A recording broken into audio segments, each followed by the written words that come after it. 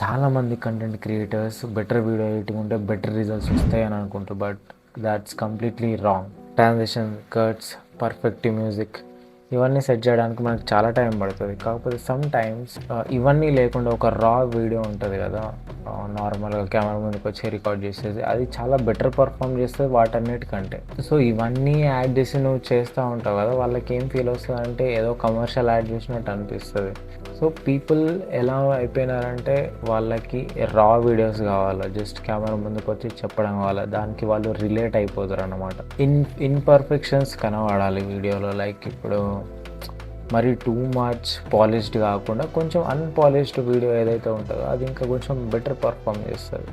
So ultimately ఏంటంటే మిమ్మల్ని ఏదో లేజీ అయిపోవడం అని కాదు, కానీ focus more on the script పైన ఫోకస్ చేయండి. ఓన్లీ ముంగట పెట్టుకొని చదవడం కాకుండా జస్ట్ దాన్ని ప్రాపర్గా మైండ్లోకి ఎక్కించుకోండి. దెన్ మీ వర్డ్స్ ద్వారా చెప్పండి. సో దానివల్ల ఆ స్క్రిప్ట్కి చాలా వెయిట్ యాడ్ అవుతుంది, మీరు ఓన్గా చెప్పినట్టు ఉంటుంది. సో వీడియో ఎడిటింగ్ ఇవన్నీ, సౌండ్ ఎఫెక్ట్స్ ఇవన్నీ జస్ట్ ప్యాకేజింగ్, కాకపోతే focus more on the script. So next video మీరు ఏదైనా రికార్డ్ చేసేటప్పుడు ఈ పాయింట్స్ మైండ్లో పెట్టుకోండి.